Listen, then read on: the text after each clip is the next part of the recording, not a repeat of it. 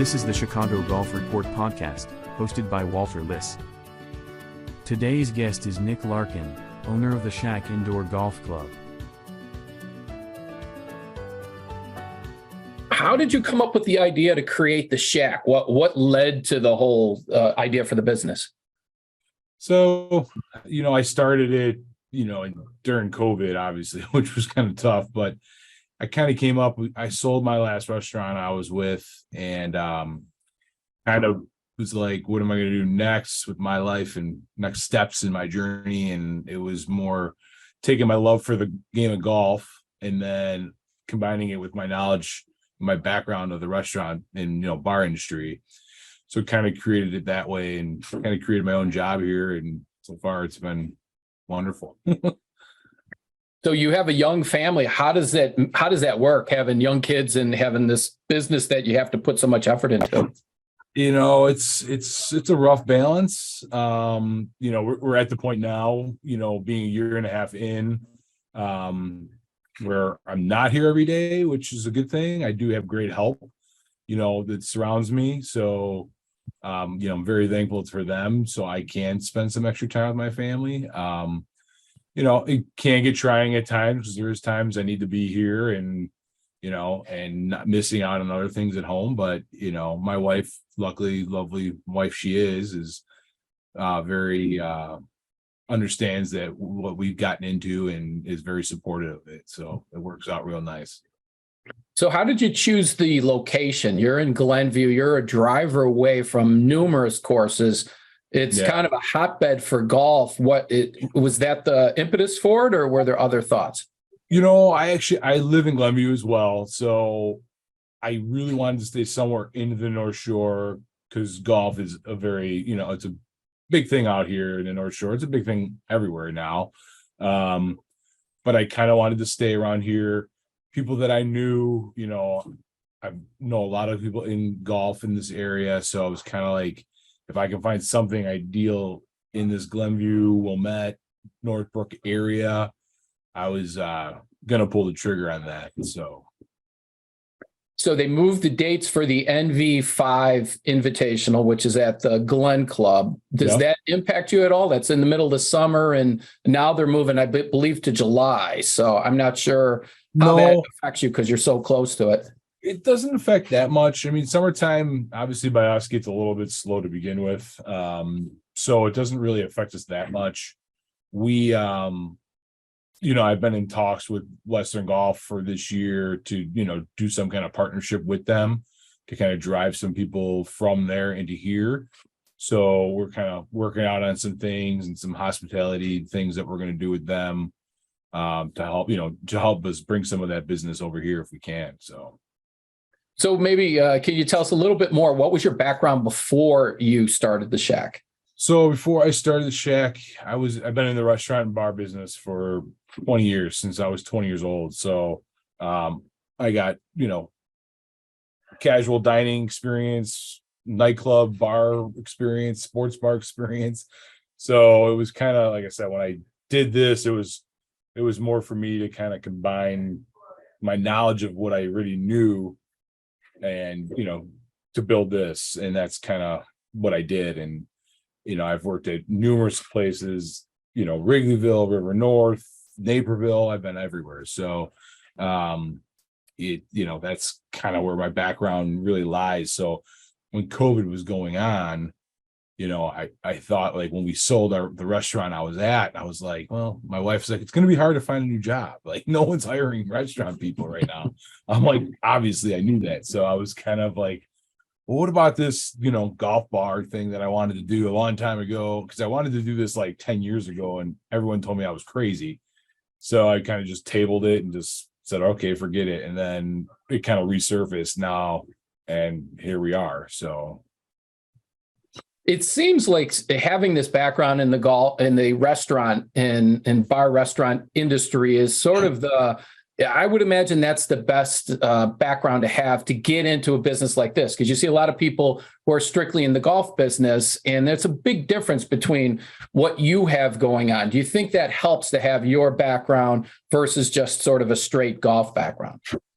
Yeah, I believe it helps because you're able to, other things, how to get other people into the place, right? Like it's hard to like the strictly golf places are really nice. Obviously, I've been to a few of them where it's just golf, there's no food, no drink, anything like that. And it's really nice and it's fun to go and grind it out and work on your game. But kind of here we kind of give the best of both worlds.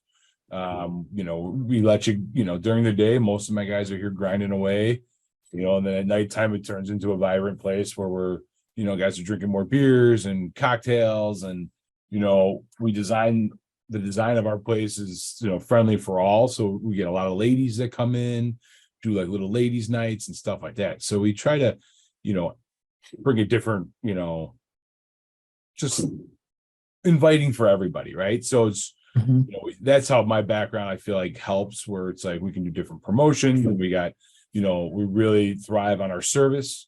So it's, I'm trying to be a fancy country club without the, fancy price.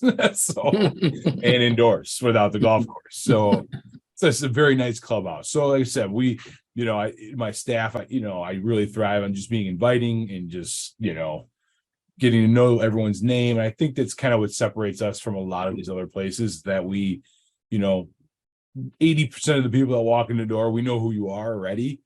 And, if you've been here, especially if you haven't been here, then we're trying to get to know who you actually are and, try to get you to, make sure you're coming back because of us and not just the technology and the drink, but everything else. So I feel like the service side of it kind of helps us a lot. So let's talk about the technology. What technology is used in the simulators at the Shack? So we use TrackMan. It was a long, hard decision, and to what we were going to use. I tested out several different simulators, and we decided to go with TrackMan. Feeling that it was giving the best data, the best simulation for golf. The graphics, all that kind of stuff kind of was like just like a step above everyone else a little bit. Obviously, it's also used by, 98 of the top 100 pros is their thing. So I kind of was like, well, if it's good enough for those guys to be using, it's probably good enough for all us amateurs out here trying to get better. So, and most people, once they start hitting on it, they become a believer in it. So you can kind of get hung up in some of it, the data and the numbers and the apps and all the stuff you can do with TrackMan and cameras and all that stuff you can do. People, I feel like you get addicted to the number and you start chasing these numbers that you think are what you're supposed to be. And it's kind of a cool process. And you see a lot of people, like I said, I see a lot of people every day. So you see how their games have improved and all that. So having that type of premium technology, it seems like it lends itself to instruction. Do you have an instructor on staff? Do you have someone there to help people get better? I do have an instructor on staff. His name's Kevin McCann. He's our director of instruction. So he does all our teaching. He's PGA professional, or in the PGA professional program. He came from Sunset Ridge Country Club as their assistant pro, and he wanted to teach full time. So it's kind of how I kind of was able to snag him over here, and now he's teaching full time, at Shack here. And then he also teaches at Glencoe in the summertime as well. Does a lot of their kids clinics and camps and stuff like that. So the other thing you talked about was sort of the restaurant side of it. You have a nice menu. Can you talk a little bit about where did the menu come from? And do you have a kitchen on site?